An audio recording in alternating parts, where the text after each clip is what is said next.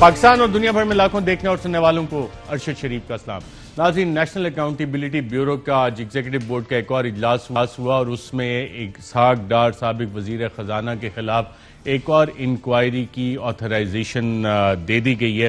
اب اسحاق ڈار صاحب آلریڈی پاکستان میں اشتہاری اور مفروض ڈکلیئر ہو چکے ہیں، لیکن سوال یہ بنتا ہے کہ جناب یہ انکوائریز انویسٹیگیشن وغیرہ چل رہی ہوتی ہیں اور بہت ساری ایسی چیزیں ہوتی ہیں جس پہ کہ آپ کو جب یہ ہو رہی ہوتی ہیں تو سسٹم کو خود کام کرنا چاہیے، ایکٹیویٹ ہونا چاہیے۔ اسحاق ڈار صاحب نے بھی قطری خط کی طرح ایک $2.5 ملین کا ٹو ہوم اٹ میں کنسرن شیخ نہیان کا یہ خط دیا تھا کہ یہ $2.5 ملین مجھے ملے تھے کنسلٹنسی کی مد میں، اور 1 سال کا انہوں نے عرصہ دیا ہوا ہے کہ جناب 2002 سے 2003 کے درمیان یہ مجھے کنسلٹنسی کے پیسے ملے تھے۔ اب سوال یہ ہے کہ کیا یہ کسی بینکنگ چینل پہ پیسے آپ کو ٹرانسفر ہوئے، وہ آپ کے پاس موجود ہے نہیں ہے، اور کیا واقعی یہ شیخ نہیان سے آئے تھے یا کہ کوئی چیک آپ کو دیا گیا تھا، وہ چیک ہی صاحب پیش کر دیں، اور اگر چیک بھی نہیں ہے تو کیا کیش میں شیخ نہیان صاحب وہ بریف کیسز اٹھا کے لا کے ان کے بندے نے دیے تھے، اور تو یہ والے سوالات ہیں جن کا کہ جوابات ہمیں ملتے نہیں ہیں، اور قطری خط کی طرح جب اس کا بھی ٹریل مانگا جائے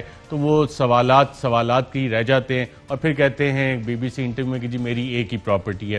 نیب نے ایک اور گستاخی بھی کی ہے، اور گستاخی انہوں نے یہ کی ہے کہ موجودہ سٹنگ ایڈوائزر آن فائنینس ان کو بھی نوٹسز دینے شروع کر دیں، اور سیکنڈ کال اپ نوٹس ان کو 23 نومبر کو جاری کیا گیا تھا، آپ سکرین پہ اپنی دیکھ رہے ہیں، اور یہ چھوٹا موٹا اماؤنٹ نہیں ہے، یہ تقریباً $11.125 ملین کا ایک پروجیکٹ ہے جو کہ میسرز اجیلیٹی PwC کو دیا گیا تھا، اور اطلاعات یہ ہیں کہ یہ پروجیکٹ امپلیمنٹ ہی نہیں ہوا تھا۔ تو اسی سلسلے میں حفیظ شیخ صاحب کو بلایا جا رہا ہے کہ جناب یہ آپ نے $11.125 ملین ایک کمپنی کو دے دیے تھے۔ اب جب اس کمپنی کے آپ بیک گراؤنڈ میں جاتے ہیں، چیک کرتے ہیں، تو یہ کمپنی اسی ملک میں رجسٹرڈ ہے جہاں پہ کہ حفیظ شیخ صاحب ایک ایسی کمپنی کے فاؤنڈنگ ڈائریکٹر ہیں جو کہ جب وزیر اعظم نے انہیں کہا تھا کہ جی اپنے اثاثے ڈکلیئر کریں تو اس میں ان کا ذکر نہیں کیا، بالکل ذکر کرنا بنتا بھی نہیں ہے، کیونکہ جب بھی حفیظ شیخ صاحب پاکستان آتے ہیں تو وہاں سے ریزائن کر دیتے ہیں، پاکستان میں نوکری مکمل ہوتی ہے، واپس جا کے اس کو دوبارہ جوائن کر لیتے ہیں۔ تو شاید نیب میں اسی لیے پیش نہیں ہو رہے کیونکہ اس کے آخر میں ایک ایسٹ ڈیکلیریشن پرفارما ہے 9 صفحے کا، اگر اس میں یہاں پہ لکھ کے دے دیا، چلو وزیر اعظم کی کابینٹ سیکرٹری کو تو لکھ کے دے دیا اور اس میں منشن نہیں کیا، یہاں اگر لکھ کے دے دیا کہ میرا سلک روٹ LLC سے تعلق نہیں ہے اور ہم نے بھی سوالات بھیجے تھے اس کا بھی جواب نہیں آیا، تو پھر کرمنل پروسیکیوشن اور کافی لمبے کھاتے ہو سکتے ہیں۔ اب پتہ نہیں یہ والا کیس کب چلتا ہے، یا کہ نیب اس فائل کو بھی جس طرح باقی حکومتی ایڈوائزرز اور وزراء کے ساتھ ہوئے کولڈ سٹوریج میں رکھ دیتی ہے۔ ناظرین، ہم بات کریں گے کچھ PDM کی، اور اپوزیشن اس وقت کر کیا رہی ہے۔ لاہور کا جلسہ، ہمارے ساتھ وفاقی وزیر برائے مواصلات اور پوسٹل کمیونیکیشن مراد سعید صاحب موجود ہیں۔ بہت شکریہ منسٹر صاحب پروگرام میں شرکت کرنے کا۔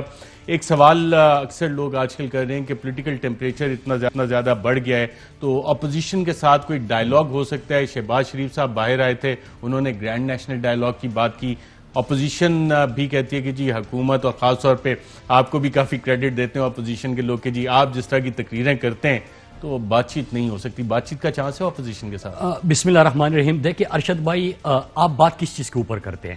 آپ ملک کے نیشنل ایشوز جو ہمارے ہیں اس کے اوپر بات کرتے ہیں۔ ابھی اس وقت امپورٹنٹ چیزیں کیا ہے اور پھر اس کے بعد ان کا رویہ کیا ہے میں آپ کے سامنے رکھ دیتا ہوں۔ اس وقت کرونا ایک عالمی وبا اور جو دوسری ویو اس کی آ چکی ہے وہ شدت اختیار کر چکی ہے۔ ہم بارہا ان کو بتاتے رہتے ہیں کہ پہلی لہر میں جس طرح کی کامیاب پالیسی تھی دنیا نے اس کو سراہا، آپ نے سیاست بھی کی، تنقید بھی کی، لیکن اللہ کا شکر ہے کہ ہم اس معاشی نقصان اور جانی نقصان سے بچ سکے۔ تو لہٰذا اس وقت بھی آپ ان چیزوں کے اوپر سیریس لیں تاکہ پاکستان کی معیشت کو، پاکستانیوں کے جانوں کو، اس کو ہم تحفظ دے سکیں، اور اللہ نہ کرے جو مناظر دنیا نے دیکھے کہ اسپتال بھر چکے ہیں، اسٹریچر سڑکوں پہ پڑے ہوئے ہیں، لاکھوں جانوں کا 14.5 لاکھ لوگ اس وقت تک دنیا میں اس سے موت کا شکار ہو چکے ہیں۔ تو اگر آپ ان چیزوں سے نجات دلانا چاہتے ہیں یا آپ چاہتے ہیں کہ آپ یہ چیزیں پاکستان میں نہ ہو تو کم از کم اس کے اوپر بات آپ کر سکتے ہیں۔ آپ SOPs کو فالو کریں۔ NCOC ایک بہترین فورم ہے جس میں ہیلتھ اتھارٹیز، تمام صوبائی حکومت ہے، سب مل کر کام کرتے ہیں، ان کے SOPs کو فالو کریں۔ ہوتا کیا ہے ارشد بھائی کہ پارلیمانی کمیٹی کرونا کے اوپر ایک بنی تھی، اس کے اوپر پرسوں اجلاس بلایا جاتا ہے، اپوزیشن اس سے بائیکاٹ کرتی ہے۔ گلگت بلتستان ایک اور امپورٹنٹ ان کا ایشوز بھی ہے اور ہماری سی پیک کا آغاز بھی ہے, اس کی بڑی امپورٹنس بھی ہے. اس وقت جو دنیا کے اندر اور جو سیاست ہو رہی ہے اس میں بھی اس کی بڑی امپورٹنس ہے. اس کے حوالے سے ایک میٹنگ بلائی جاتی ہے اور اس سے بھی اپوزیشن انکار کرتی ہے. آپ کشمیر کے حوالے سے میٹنگ بلاتے ہو, پارلیمانی کمیٹیز کی میں بات کر رہا ہوں, جس میں پارلیمانی لیڈرز بھی ہے, جس میں ان کے سینئر رہنما بھی ہے, جس میں اسپیکر نیشنل اسمبلی ہے, وہ پالیٹکس سے بالاتر ہوتی ہے, وہ نیشنل ایشوز کے اوپر بحث کرتی ہے. ان تمام چیزوں سے آپ بائیکاٹ کرتے ہیں. ایک چیز کے اوپر آج تک انہوں نے پارلیمانی کمیٹی کو سیریس لیا تھا, وہ جب فیٹ اپ کے اوپر لیجسلیشن ہونی تھی, اس میں بڑی خوشی خوشی آتے تھے, اس میں بیٹھتے بھی تھے. ہمیں 2-3 دن بعد پتا چلا جب انہوں نے تحریری طور پہ NRO مانگا, اور 2-3 دن جو آنا تھا اس NRO کے لیے تھا. جب NRO نہیں دیا گیا ارشد بھائی, تو اس کے بعد نہ فیٹ اپ کے لیے ووٹ دیا, اس میں بھی جو انڈیا کی خواہش تھی پاکستان بلیک لسٹ میں چلا جائے. تو بات کس چیز کے اوپر ہوتی ہے؟ National issues. پاکستان کی اکانومی کو تو انہوں نے برباد کر دیا, ڈائریکشن ہم نے دے دی, سمت دے دی. کرونا کے اوپر کہ اسپتال انہوں نے نہیں بنائے تھے, انہوں نے وینٹیلیٹر کی تعداد معلوم نہیں تھی, یہاں پہ خود اپنا علاج نہیں کر سکتے تھے, ہم نے یہاں پہ ایمرجنسی بنیادوں پہ اقدامات کے, اس کے اوپر سیاست اور تنقید.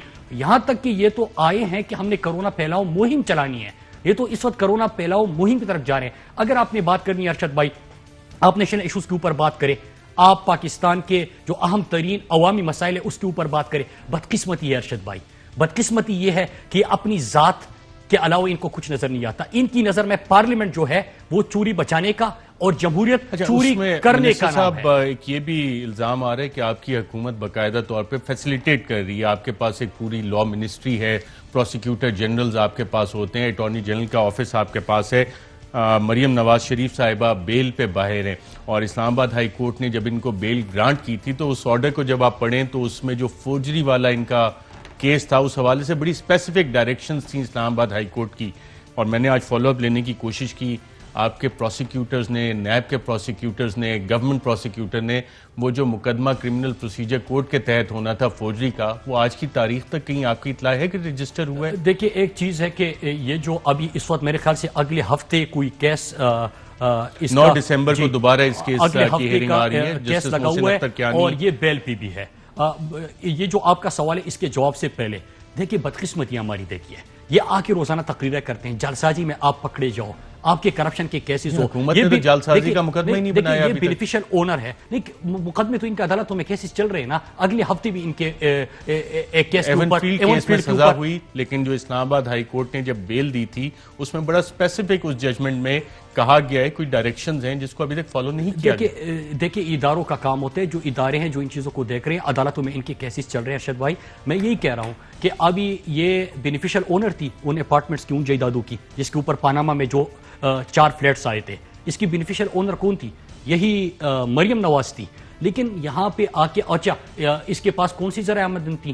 یہ وہی ہے نا جس نے کہا تھا کہ لندن کیا پاکستان میں بھی کوئی جائیداد نہیں ہے. اس کا تو ثابت ہو گیا, اس کا نام بھی تھا, پھر یہ جعلسازی میں پکڑی بھی جاتی ہے, پھر اس کے اگلے ہفتے کیسز بھی چل رہے ہیں. روزانہ آ کے لوگوں کے اوپر بات کرتے ہیں, پاکستانی ایشوز کے اوپر بات کرتے ہیں, یا پھر اداروں کو ٹارگٹ کرتے ہیں, پاکستان کے انصاف کے اداروں کو, پاکستان کی سیکیورٹی کے اداروں کو, یہ لوگ آ کے بات کرتے ہیں. اچھا, سپریم کورٹ نے بھی جو بیل کنفرم کی تھی اور جب نیب جب اپیل میں گیا تھا اس میں سپریم کورٹ نے لکھا تھا, no allegation has been levelled before us regarding any misuse اور abuse of the concession of bail by respondent number 1.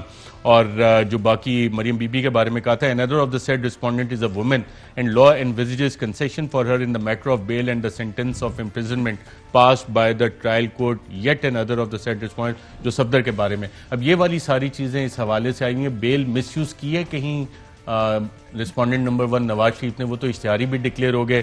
Respondent number 2 جو ہے وہ خاتون ہے, تو جو باقی پریزنس میں انڈر ٹرائل ہیں جن کو ایک کورٹ نے سزا دی ہوئی ہے لیکن اپیلیں ان کی چل رہی ہے, ان کے لیے بھی یہ کنسیشنز ہیں اس طرح کے؟ دیکھیں ایک تو عدالت اور قانون دان اس کے اوپر بہتر بتا سکتے ہیں, لیکن جو میرا موقف ہے بالکل انہوں نے مس یوز کیا ہے. اور ایک اور اس سے بڑھ کر جائے, جو ضمانتی تھی ان کے شہباز شریف جو کہتے تھے کہ بلکہ یہ چھوڑے ان کے پوری پارلیمنٹ میں کے جو MNS تھے یہ ان کی ضمانتی بنتی تھے. شہباز شریف تو گارنٹر بنا, شہباز شریف سے بھی سوال کرنا چاہیے, شہباز شریف سے بھی سوال پوچھنے چاہیے کہ آپ تو ان کے گارنٹر بنے تھے. پھر اس کے بعد جو ان کی تقریریں ہیں, پتہ نہیں کہ یہ کوئی انہوں نے بڑا نیک کام کیا ہے, چوری میں پکڑے جا چکے ہیں, عدالتوں کے فیصلے ہیں, سرٹیفائیڈ چور ہے, سرٹیفائیڈ ڈاکو ہے, سرٹیفائیڈ جھوٹے ہیں, سرٹیفائیڈ اشتہاری بھی بن گئے. یہ ان کی فیملی ہے, ان کا خاندان ہے. اس وقت علی عمران بھی باہر بیٹھا ہوا, سلیمان شہباز بھی باہر بیٹھا ہوا, اسحاق ڈار کی جو ٹانگیں کانپ رہی تھی اور پسینے چھوٹ رہے تھے, وہ مناظر بھی آپ نے دیکھ لیے, وہ بھی اشتہاری. وہ یہ سارے تو اس طرح بیٹھے ہوئے ہیں, لیکن ساری عدالتوں میں کیسے چل رہے ہیں اس کے اوپر تو میں بات نہیں کر سکتا. ہاں مجھے یہ پتا ہے کہ اسحاق ڈار نے جو پرسوں لا منسٹر آپ کے فروغ نسیم صاحب, اللہ انہیں صحت دے, انہیں بھی سنا ہے کرونا ہو گیا, تو اب لا منسٹری بھی آپ کی کام نہیں کر سکتی. نہیں دیکھیں, نہیں لا منسٹری اس کے نیچے پورا سسٹم ہوتا ہے, منسٹری کام کر رہی ہوتی ہے, ڈائریکشن نہیں دے سکیں گے, پورا سسٹم ہوتا ہے, کورونا میں تو نہیں ہلا سکیں گے. اچھا, آپ کو اندازہ ہے کہ آپ کی حکومت کے صرف چند دن باقی, تقریباً 2 ہفتے رہ گئے ہیں, 13 تک اگر آپ نے استعفیٰ نہ دیا جو کہ پی ڈی ایم کہہ رہی ہے, تو پھر بہت نئی گیم ہو جائے گی. استعفے تیار ہیں وزیر اعظم کے اور آپ؟ دیکھیں ارشد بھائی, ایک تو ہزاروں خواہش ایسی کہ ہر خواہش پہ دم نکلے, یہ تو میں جن کی خواہش ہے میں ان کو بتا دوں. لیکن آپ یہ دیکھیں 2 ایشوز کے اوپر, اس وقت پہلے ہم کہہ رہے تھے کہ کرپٹ ہے, عدالتوں کے فیصلے موجود تھے, ان کے اوپر کتابیں لکھی جا چکی, ان کے اوپر پورے عدالتوں کے فیصلے آ چکے ہیں, اس میں ان کے ایک کرپشن کا اور ان کے داستانوں کی کہانی آ چکی. ملکی اداروں کو انہوں نے تباہ و برباد کر دیا. ایک ادارہ ایسا نہیں تھا کہ جس کو یہ پروفٹ میں چھوڑ کے گئے ہو. پاکستانی معیشت کو انہوں نے برباد کر دیا, باہر بڑی بڑی جائیدادیں بنائی, باہر بیٹھے ہوئے ہیں. آج جو جن جائیدادوں میں بیٹھے ہوئے ہیں, کہاں پہ بیٹھے ہوئے ہیں؟ وہی جائیدادیں ہیں نا جس کے اوپر یہ سوال اٹھے تھے, ادھر ہی بیٹھے ہوئے ہیں. لیکن یہ آ کے روزانہ بھاشن دیتے ہیں. ابھی پرسوں کا, باقی تو چھوڑے نا, پرسوں تو نار شریف تھا, نیا روائی تھا, آپ سے تو گلا ہے, آپ کو تو انٹرویو بھی نہیں دیتے, آپ کے سامنے تو بیٹھتے نہیں ہیں. وہ آگے سامنے اس سے کیا کہتے ہیں, 3-4 جھوٹ پکڑے گئے. ایک یہ کہ وہ مریم کی طرح میری لندن تو کیا پاکستان میں بھی کوئی جائیداد نہیں ہے. وہ جائیدادوں کی پوری پیرس میں نے کل اس کو میں نے خود بھی ٹویٹ کیا, اور آپ نے شہزاد اکبر صاحب کو بھی سنا ہوگا کہ اتنی جائیداد ہے کہ آپ گن گن کے تک جاؤ گے. جب میں اس کو ایک ہی جگہ پہ لوگوں کے سامنے لا رہا تھا تو 1-2 ٹویٹ میں تو وہ ہو نہیں سکتے, کیونکہ جائیدادوں کی تعداد اتنی ہے. وہ جھوٹ بولا. دوسرا یہ کہ یہ کہہ رہے ہیں کہ الیکشن کے حوالے سے اس سے خود پوچھتے ہیں, میں تو اب نہیں کہہ رہا نا, ارشد شریف تو نہیں تھا, عمران خان تو نہیں تھا, وہاں پہ ان کو یہ پوچھا جا رہا ہے کہ آپ کی جو رپورٹس آئی ہے, الیکشن تو ٹھیک تھا. پھر اس کو کہتے ہیں کہ آپ لوگ ہو جو جنرل ضیاء الحق, جنرل جیلانی, اور پوری کہانی بتائی جاتی ہے کہ کس طرح آپ نے سیاست کا آغاز کر دیا. یہ جمہوریت کے اوپر بلیو ہی نہیں کرتے. ابھی یہ جو بھائی, بیٹا, بہن, پھر یہ مریم, پھر یہ سارے آتے ہیں جمہوریت کی بات کرتے ہیں. نہ یہ آئے جمہوری طریقے سے ہیں. آئے کس طریقے سے, جنرل ضیاء الحق, جنرل جیلانی کے کو سے جنم لیا, IGI بنتی ہے, پھر اس کے بعد جو سیاست ہوتی ہے یہ نواز شریف کی سیاست ہے. پھر اس طرح یہ جو دوسرا وہ پرچی لہرا کے جو آ گیا, وہ بھی اسی طرح پرچی پہ آ گیا. یہ جمہوریت کی بات کرتے ہیں. یہ جو خاتون آج کل ہے یہ جعل سازی میں پکڑی جا چکی ہے. یہ جن جائیدادوں کا نام پاناما میں تھا یہ اس کی بینیفیشل اونر ہے. یہ وہی ہے جس نے کہا تھا کہ میرا لندن تو کیا پاکستان میں بھی کوئی جائیداد نہیں ہے. یہ وہی ہے, وہ کیلیبری والی, یہ وہی خاتون ہے. کیلیبری کا کیس ہی آپ کی حکومت پروسیکیوشن نہیں بنا کے چلا رہی ہے. ابھی آپ کہہ رہے نہیں, ارشد بھائی آپ نے سوال کیا نا کہ 12 دن رہتے ہیں. میں آپ سے پوچھنا چاہتا ہوں پاکستان میں اس وقت بحث کیا ہے؟ آپ کی اکانومی, آپ نے انویسٹمنٹ اس پہلے کوارٹر کا دیکھ لیں, اس سال آپ کی انویسٹمنٹ بڑی, آپ کے ایکسپورٹ میں اضافہ ہوا. پچھلے 10 سالوں میں یہ کوارٹر جو ہے, یہ نومبر کا مہینہ آپ کے پچھلے 10 سالوں میں سب سے زیادہ ہو گئی. 17 سال بعد آپ کرنٹ اکاؤنٹ ڈیفیسٹ سے کرنٹ اکاؤنٹ سرپلس پہ آ گئے. آپ نے جو اقدامات کیے یہ پاکستان کی تاریخ میں نہیں ہوئے تھے.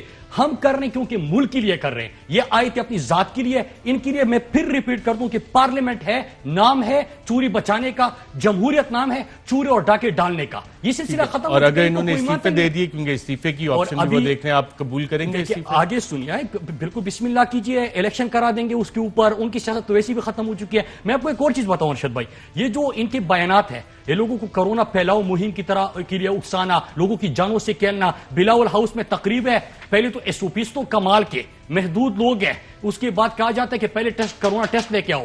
مطلب ان کی جان قیمتی, باقی جو ہے وہ بھیڑ بکریاں ہے. مطلب یہ کیا مذاق ہے لوگ ان کے ساتھ. یہ اس لیے کیا ہوا, گلگت بلتستان کے الیکشن آپ نے دیکھا, پوری طرح شکست. یہ جو اپیل کر رہے تھے پتہ نہیں کس سے لگے ہوئے تھے, یہ مانگ کس سے رہے تھے. قوم اور گلگت بلتستان کے لوگوں کے ایشوز ہی الگ تھے. حکومت کو پی ڈی ایم کے لاہور جلسے سے کوئی مسئلہ تو نہیں ہے؟ صرف اس سے مسئلہ نہیں ہے, لیکن میں آپ کو آگے بتا دوں, پشاور کا جلسہ آپ نے دیکھا, ملتان میں یہ پتہ نہیں کہ جس طرح بھی ہینڈل ہوا وہ الگ بات, لیکن کیا آپ نے ملتان کا دیکھا؟ لوگ ان کے ساتھ ہیں نہیں, لوگوں کو پتہ ہے. ابھی جو پرسوں, اب تو آپ نہیں ہو نا, میں آپ سے یہ پوچھ رہا ہوں, ایروائی تو نہیں ہے نا, وہ BBC تھا, ادھر ہی کچھ بتا رہے تھے وہ ٹانگے کامنا اور پسینے چھوٹنا آپ نے دیکھا، یہ ان کے مناظر تھے. یہ آ کے بات کرتے ہیں. دیکھیں مروسی سیاست جمہوریت کی بات نہ کرے، الیکشن کی شفافیت فاتین کی رپورٹ جتنے سرویز تھے وہ سب کے سامنے، یہ بات نہ کرے. پھر اس کے بعد یہ جو پاکستانی عوام کے ایشوز کی بات ہے، یہ ذمہ دار تھے، یہ بات نہ کرے. اور عوام، آپ یہ عوام کو بیوقوف سمجھتے ہیں. یہ ٹی وی کھیل رہے ہیں. میں آپ کو بتاؤں یہ ٹی وی کھیل رہے ہیں صبح سے رات تک. ٹی وی پہ تو آکسیجن اور پبلسٹی آپ کے ایس اے پی ایمز، آپ کے چند مضرہ بیانات دے کے وہ خود نہیں دیتے. جیسے ملتان کا جلسہ کامیاب کیا اور اپوزیشن آپ کا شکریہ ادا کر رہی ہے. میں یہ سمجھتا ہوں دیکھیں کہ گلگت بلتستان کا جب تھا اور یہ پشاور والا ہوا، یہ عوام نے اس طرح ان کو مسترد کیا. ہمیں کیا کرنا چاہیے کہ ہمارے جو اچھی چیزیں ہیں جو اس وقت ہو رہی ہے، ہمیں اس کے اوپر زیادہ بات کرنی چاہیے. پاکستان نے جس طرح کرونا کو ڈیل کیا تھا، ہینڈل کیا تھا پہلے فیز میں، اس کی دوسری فیز میں بات ہونی چاہیے. پاکستان کا میڈیا، ہم جو پولیٹیشینز ہیں وہ سب مل کر اسی انداز سے آگے ہی مہم چلائے اور عوام کو اویئر کرے کہ میں ابھی آپ کے سامنے بیٹھا ہوں لیکن میں آ رہا تھا تو میں نے ماسک پہن لیا تھا. میں سینیٹائزر آپ یوز کرے، جو آپ کو بتایا جاتا ہے اس کے اوپر عمل کرے. ہماری اصل چیزیں یہ ہیں، یہ لوگ میٹر ہی نہیں کرتے. ٹی وی کی میں نے بات کیوں کی ارشد بھائی؟ یہ کیا ہے کہ اگر آپ کے پاس عوام ہونا تو آپ کم از کم عوامی ایشوز لے کے جائے، آپ خود اپنے عمل سے بتائے، آپ ماضی کے کوئی ادارے کی مثال دیں، آپ کوئی اپنی جائیداد ہے اور جو آپ نے لوٹا تھا، جو آپ ثابت ہو چکے اس کے اوپر معافی مانگے. آپ خود پاکستان آ جائے، آپ خود عدالتوں کو فیس کرے، جیل میں جائے جو آپ کی اصل جگہ بنتی ہے. ایشوز پہ بات کریں. وفاقی وزیر مراد صاحب بہت شکریہ پروگرام کے سیگمنٹ میں شرکت کرنے کا. ناظرین یہاں پہ ایک وقفہ لیں گے اور وقفے کے بعد بات کریں گے رانا ثناء اللہ صاحب، نون لیگ کے صدر پنجاب کے، اور نیب نے آج ان کے حوالے سے لاہور ہائی کورٹ میں اثاثہ جات کے حوالے سے ایک لسٹ جمع کروائی ہے، اس پہ بھی بات کریں گے ایک وقفے کے بعد. ویلکم بیک ناظرین. پروگرام کے سیگمنٹ میں ہمارے ساتھ موجود ہیں پاکستان مسلم لیگ نواز کے پنجاب کے صدر جناب رانا ثناء اللہ خان صاحب. رانا ثناء اللہ صاحب بہت شکریہ پروگرام میں شرکت کرنے کا. پہلے تو آپ سے یہ جاننا چاہ رہے ہیں جو جلسہ لاہور میں ہونے جا رہا ہے، اس حوالے سے اب اطلاعات آ رہی ہیں کہ حکومت نے یہ کہا ہے کہ جی فری ہینڈ دیا جائے گا، رکاوٹیں نہیں ڈالی جائیں گی، لیکن ہاں جو کرونا کی وائلیشنز ہیں اس حوالے سے جو بھی ریلیونٹ قانون ہے، لیڈرشپ اور جو لوگ وائلیٹ کریں گے ان کے خلاف کیسز بعد میں کریں گے. تو یہ آپ کو قبول ہے کہ اب حکومت کم از کم آپ کو فری ہینڈ تو دے رہی ہے، جو کرنا ہے کریں؟ دیکھیں اس میں یہ ہے کہ گورنمنٹ اجازت تو نہیں دے رہی، اور دوسرا یہ ہے کہ وہ جو پھر منفی ہتھ کنڈے ہوتے ہیں وہ اس سے پہلے بھی اپنائے گئے ہیں. ملتان میں کچھ تھوڑا اگریشن تھا، گرفتاریاں تھیں، ریڈز تھے، اور پھر وینیو کو جو ہے وہ انہوں نے جو ہے وہ کیپچر کر لیا، وہاں پہ کنٹینر لگا دیے. تو اب یہ ہے کہ اب ہم 9 یا 10 کو موو کریں گے وینیو پہ، اور وہاں پہ جب جا کے ہم اپنے انتظامات شروع کریں گے، کیونکہ اتنا بڑا جلسہ جو ہے وہ کم از کم 2-3 دن پہلے اگر وہاں پہ انتظامات شروع نہ ہوں تو وہ پھر ہو نہیں سکتا. تو یہ اس وقت پھر پتہ چلے گا کہ یہ کس طرح سے جو ہے وہ بیہیو کرتے ہیں. آیا وہ ملتان والا رویہ ہی اپناتے ہیں یا پھر جو ہے یہ وہاں سے کوئی انہوں نے سبق سیکھا ہے. میرا اپنا خیال یہ ہے کہ اگر ان میں کوئی بھی وائز ایلیمنٹ ہوا تو وہ ان کو سمجھائے گا کہ تصادم کی صورت میں جو ہے وہ پھر کوئی بھی حادثہ ہو سکتا ہے، اور حادثے جو ہیں وہ ہمیشہ حکومتوں کو کمزور بھی کرتے ہیں اور گھر بھی بجواتے ہیں. تو اس لیے اب دیکھیں کہ یہ 9 اور 10 کو پتہ چلے گا کہ یہ کیا رویہ اپناتے ہیں. رانا ثناء اللہ صاحب، اس میں آپ کا جلسے کا سکسیس اس کو گیج کرنے کا کرائیٹیریا کیا ہوگا؟ یہی مینار پاکستان اور پاکستان تحریک انصاف نے 2011 میں یہاں پہ جلسہ کیا تھا، جس کے بعد جو اٹھان تھی پاکستان تحریک انصاف کی اور جتنے الیکٹیبلز بھی اس کے بعد شامل ہونا شروع ہوئے وہ پھر پکڑائی نہیں دیے. تو آپ کتنا بڑا جلسہ وہاں پہ کرنے کی امید رکھ رہے ہیں؟ کتنے لوگ وہاں پہ ہوں گے؟ نہیں دیکھیں، جو جلسہ کیا تھا پی ٹی آئی نے، وہ جلسہ کس طرح سے ہوا تھا، کس نے کروایا تھا، اور پھر اس کے بعد پکڑائی نہ دینے کی کیا وجوہات تھی، وہ تو ہے بالکل ایک علیحدہ چیپٹر. اور وہ چیپٹر جو ہے وہ جنرل پاشا سے جو ہے وہ جڑا ہوا ہے. اس کے اوپر میرا خیال ہے کہ شاید آپ اس کے اوپر تفصیلی بات کرنے کے موڈ میں نہ ہوں. جہاں تک اس بات کا تعلق ہے کہ ہمارے ہم تفصیلی بات کر لیتے ہیں جنرل پاشا کا، تو اس میں کیا کردار تھا، کیا ہوگا، تو میں یہ عرض کر دوں کہ اس کا معیار جو ہے وہ میڈیا کا کنسنسس ہوگا. میڈیا جو ہے اگر یہ اس دن کہے گا کہ یہ کامیاب جلسہ ہے تو پھر ہم سمجھیں گے کہ یہ کامیاب جلسہ ہے، اور اگر میڈیا نے کہا کہ ہم کامیاب جلسہ کرنے میں کامیاب نہیں ہوئے تو اس رائے کی بھی جو ہے وہ اہمیت ہوگی۔ اچھا، اس جلسے میں جو لاہور والا ہے میاں نواز شریف صاحب خطاب کریں گے؟ جی ابھی انہوں نے فیصلہ یا ہمیں کنوے تو نہیں کیا، لیکن میری اپنی جو رائے یا اسیسمنٹ ہے کہ میاں نواز شریف صاحب اس جلسے کو ضرور خطاب کریں گے، اور ان کا یہ خطاب جو ہے یہ بہت ہی اہمیت کا حامل ہوگا، اور یہ جس طرح سے ہم ایک فیصلہ کن مارچ کی بات کرتے ہیں، تو میاں نواز شریف کا یہ خطاب جو لاہور کے جلسے سے ہوگا یہ بھی ایک فیصلہ کن خطاب ہوگا۔ انٹرسٹنگ۔ اور 8 کو جو اسلام آباد میں پی ڈی ایم کے سربراہوں کا اجلاس ہو رہا ہے، اس میں اطلاعات آ رہی ہیں کہ کچھ اہم فیصلے ہونے ہیں، اس میں کیا یہ ڈیسائیڈ کر لیا جائے گا کہ لاہور جلسہ کے وقت استعفے دینے یا اس کے بعد استعفے دینے، استعفوں کی آپشن انڈر ڈسکشن آنے کا امکان ہے 8 دسمبر کو؟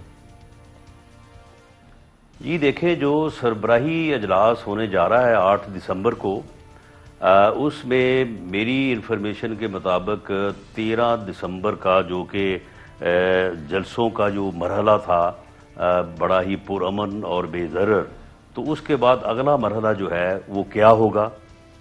وہ ریلیز ہو سکتی ہیں مختلف شہروں کے درمیان یا مختلف بڑے شہروں کے ان بٹوین، اور دوسرا یہ ہے کہ وہ فیصلہ کن لانگ مارچ ہو سکتا ہے، اور تیسرا یہ ہے کہ استعفے ہو سکتے ہیں۔ ان تینوں میں سے مرحلہ وار کس طرح سے یہ طریقہ کار ہوں گے، یا کون سا طریقہ پہلے ہوگا کون سا بعد میں ہوگا، یہ بہرحال ایک مینڈیٹ ہے سربراہی اجلاس کا پی ڈی ایم کا، تو اس کے اوپر میں کوئی رائے کا اظہار نہیں کرتا، لیکن میری اسیسمنٹ یہ ہے کہ اس کے اوپر جو ہے وہ غور و خوض ہونے کے بعد 8 دسمبر کو اس کے اوپر کوئی فیصلہ ہوگا۔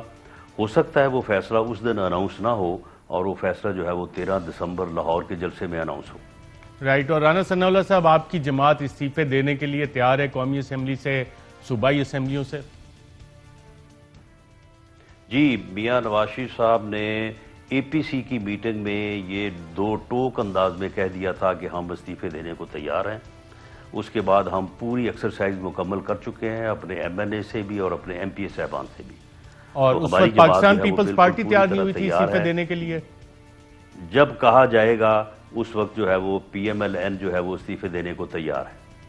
اور لاسٹ ٹائم پیپلز پارٹی رضامند نہیں تھی استعفے دینے کے لیے؟ نہیں، دیکھیں، پیپلز پارٹی اپنے بارے میں تو خیر خود ہی کوئی وضاحت یا رائے کا اظہار کر سکتی ہے، لیکن میری جو اسیسمنٹ ہے اس وقت کی، پیپلز پارٹی استعفے دینے سے جو ہے وہ گریزہ نہیں تھی۔ پیپلز پارٹی کا شاید یہ موقف تھا کہ پاکستان میں استعفوں کی ایک ہی مثال ہے، اور وہ مثال ہے جب پی ٹی آئی نے استعفے دیے تھے، تو اس وقت پی ٹی آئی نے صرف قومی اسمبلی سے استعفے دیے تھے، سینٹ سے نہیں دیے تھے، اور خیبر پختونخوا اسمبلی سے بھی نہیں دیے تھے، یعنی کے پی کے کی گورنمنٹ انہوں نے وڈرا نہیں کی تھی۔ تو شاید پیپلز پارٹی، یہ میری اپنی اسیسمنٹ ہے، میں کوئی پیپلز پارٹی کے بہاف پہ بات نہیں کر رہا، میری اپنی اسیسمنٹ ہے کہ شاید پیپلز پارٹی اس وقت یہ بات کہنا چاہتی تھی۔ رانا ثناء اللہ صاحب، ایک پروسیس ہوتا ہے کہ کوئی بھی حکومت ہے وہ بات چیت کرتی ہے۔ جب پاکستان پیپلز پارٹی کے دور میں طاہر القادری صاحب اسلام آباد آ کے دھرنا دیا، مارچ لے کے آئے، تو پیپلز پارٹی نے ان سے بات چیت کی۔ آپ کے دور میں طاہر القادری اور عمران خان صاحب دھرنے لے کے آئے، آپ کی حکومت نے بھی بات چیت کے دروازے ان کے ساتھ کھولے، نیگوسیشنز ہوئیں۔ ابھی تک اپوزیشن کے ساتھ حکومت نے کوئی بات چیت کا دروازہ کھولا ہے، اور کیا اپوزیشن حکومت سے بات چیت کرنے کے لیے اسٹیج پہ تیار ہے؟ دیکھیں، پہلی بات تو یہ ہے کہ حکومت نے کوئی دروازہ نہیں کھولا، بلکہ حکومت مسلسل جو ہے وہ 2.5 سال سے گالیاں دیتی آ رہی ہے، اور اپوزیشن کی طرف سے پہل میں یہ اوائل جو ہے وہ 2018 یا فرسٹ ہاف آف 2019 کی بات کر رہا ہوں، تو اس وقت اپوزیشن جو ہے وہ بیٹھنے کو تیار تھی، مذاکرات کرنے کو تیار تھی، جو بنیادی اہمیت کے حامل پیچیدہ مسائل ہیں ان کو ریزالو کرنے کو تیار تھی۔ لیکن جب آگے سے مسلسل گالیاں اور یہ مراد سعید جیسے لوگوں کو کھڑا کر کے جو ہے یہ مسلسل جو ہے وہ انسلٹ کی جاتی رہی، اور اس کے بعد پھر رویہ یہاں تک ہو گیا کہ جھوٹے مقدمے، ریفرنسز، اور یعنی دیکھیں کہ ڈرگز کے مقدمے جن کی سزائے موت ہے، یعنی ظلم خدا کا کہ ان کو اتنی کوئی شرم نہیں، حیا نہیں کہ یہ اپنے سیاسی مخالفوں کے خلاف جو ہے جعلی مقدمے بنائیں جن کی کیپٹل پنشمنٹ جو ہے وہ سزا ہو، تو اس کے بعد آپ مجھے بتائیں کہ پھر ان کے ساتھ بیٹھنے، ان کے ساتھ بات کرنے کا کوئی جواز رہ جاتا ہے؟ بالکل، یہ وہی مقدمہ ایک آپ کے اوپر بھی بنا تھا، اور اس وقت میرے خیال شہریار آفریدی صاحب پتہ نہیں انہوں نے کون کون سی قسمیں بھی کھائی تھیں، اور اس کے بعد کچھ حکومتی وزراء خود کہہ رہے ہیں کہ آج کل وہ ٹی وی کی سکرین سے غائب ہیں، اور شاید جو بھی انہوں نے باتیں کی تھیں، اور وہ مقدمہ کہاں پہ جان اللہ کو دینی ہے، وہ تو سب نے کہا تھا سب نے دینی ہے، لیکن وہ ثبوت ابھی تک سامنے شہریار آفریدی صاحب نہیں لائے۔ رانا ثناء اللہ صاحب، آپ کو یاد ہوگا کہ جب آپ آئے تھے اور ہمارے پروگرام میں، تو اس وقت بھی یہ بات ہوئی تھی کہ اب یہ والا مقدمہ تو شاید اس طرح سے نہ چل سکے، اتنے لیکونز ہیں اس میں، تو assets beyond known sources of income کا آپ کے خلاف کیس بنانے کی تیاریاں ہو رہی ہیں۔ وہ کیس آپ کے خلاف دائر ہو چکا ہے، اور اس میں آپ کی پاس اطلاعات ہیں کہ مزید ایڈینڈم بھی کوئی رپورٹ اس میں نیب نے جمع کروائی ہے عدالت میں؟ جی، انہوں نے کل ایک رپورٹ جو ہے وہ فائل کی ہے، اس میں انہوں نے اپنی مکمل انکوائری انویسٹیگیشن کے بعد میری وہی پراپرٹیز جو میری آلریڈی ڈکلیئرڈ ہے، ان میں 1 روپے کا کوئی فیک اکاؤنٹ نہیں ہے، اور 1 روپے کی کوئی ہڈن پراپرٹی نہیں ہے۔ انہی میری پراپرٹیز کے اوپر جو ہے وہ انہوں نے جو ہے وہ اب ایک انویسٹیگیٹو رپورٹ جو ہے وہ فائل کی ہے، اور اس میں رانا ثناء اللہ صاحب، اس کے پیراگراف 13 آپ نے بھی دیکھا ہوگا، جو وقاص احمد اسسٹنٹ ڈائریکٹر اور اسپیشل پروسیکیوٹر، وہ کہہ رہے ہیں تقریباً 140 ملین کے اثاثے زائد ہیں۔ اس پہ میں آپ سے تھوڑا بریک کے بعد ایک دو میں بھی سمجھنا چاہ رہا ہوں جو اس میں منشن کی ہیں نیب نے، وہ کیا ہیں، تھوڑی تفصیل سے ناظرین بات کرتے ہیں ایک وقفے کے بعد۔ ویلکم بیک ناظرین، ہمارے ساتھ موجود ہیں پاکستان مسلم لیگ نواز کے صدر پنجاب کے رانا ثناء اللہ صاحب۔ رانا ثناء اللہ صاحب، آپ نے بالکل صحیح کہا کہ ڈکلیئر آپ نے سارے اثاثے کیے ہوئے ہیں، یہاں پہ کوئی 24 پراپرٹیز کی لسٹ منشن کی ہوئی ہے نیب نے۔ اس میں ایک establishment of messrs R S کے پرائیویٹ لمیٹڈ، یہ آپ نے ڈکلیئر کیے ہوئے ہیں اثاثوں میں رینوویشن، اچھا ایک ساتھ وہ رینوویشن بھی کیا آپ نے کوئی گھر کی 12C سمن آباد فیصل آباد، پھر 2 عدد فارم ہاؤسز ہیں برکی روڈ لاہور کے، یہ آپ نے ڈکلیئر کیے ہوئے اپنے اثاثہ جات میں؟ جی بالکل، میں نے ڈکلیئر کیے ہوئے ہیں، اور اس میں جو اس پیرا کو آپ پڑھے پورا، تو اس میں یہ کہہ رہے ہیں کہ جی یہ آپ کو جو ہے وہ آپ نے جس سے لیے ہیں تو یہ انہوں نے آپ کو بڑے سستے دے دیے ہیں، یہ الزام ہے۔ اچھا میں یہ پڑھتا ہوں، مجھے سمجھا بھی دیجیے گا نیب اس میں کہنا کیا چاہ رہا ہے۔ یہ غالباً پیراگراف 7 ہے، جس میں یہ کہہ رہے ہیں کہ جی فارم ہاؤسز جو تھے وہ 8 ملین کا ایک فارم ہاؤس ہے، اور 10 سے 12 ملین اس میں ڈیولپمنٹ چارجز سے 18 ملین ٹوٹل بنتی تھی قیمت۔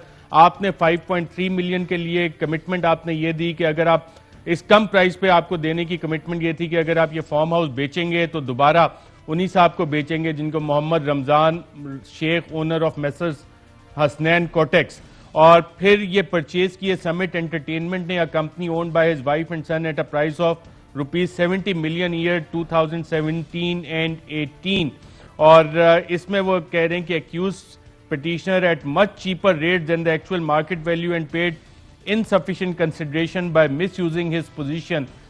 یہ پرائیویٹ ٹرانزیکشن ہے، پہلے تو مجھے یہ بتا دیں، اور پرائیویٹ ٹرانزیکشن میں مس یوز آف آفیشیل پوزیشن کدھر سے آ رہا ہے، اور یہ سمٹ انٹرٹینمنٹ کس کی ہے جس نے یہ 70 ملین کا پھر لیا، یہ 5 ملین 18 ملین، یہ گھٹالہ کیا ہے سارا اس میں نیب نے منشن کیا؟ نہیں، یہ دیکھیں ارشد صاحب، بات یہ ہے کہ یہ ایک پرائیویٹ ٹرانزیکشن ہے، اور کوئی اس میں سرکاری پوزیشن کا استعمال نہیں ہے۔ وہ شیخ رمضان صاحب جو ان کے پاس رائل پالم جو وہ کلب ہے، جم ہے، وہاں پہ وہ میرے بڑے اچھے دوست ہیں، ایکسرسائز ہم اکٹھے کرتے تھے، انہوں نے یہ فارم ہاؤس جو ہے یہ بنائے تھے۔ انہوں نے مجھے کہا کہ جی اگر آپ گھر بنائیں تو میں آپ کو جو ہے وہ اوریجنل کاسٹ کے اوپر دے دیتا ہوں۔ میں نے کہا جی ٹھیک ہے دے دیں۔ انہوں نے کہا کہ جی میری شرط یہ ہے کہ میں آپ کو اوریجنل کاسٹ پہ دے رہا ہوں جتنے میں مجھے پڑتا ہے، لیکن اگر آپ نے بیچنا ہوا تو پھر آپ مجھے بیچیں گے، ورنہ آپ گھر بنائیں گے۔ میں نے کہا جی بالکل ٹھیک ہے۔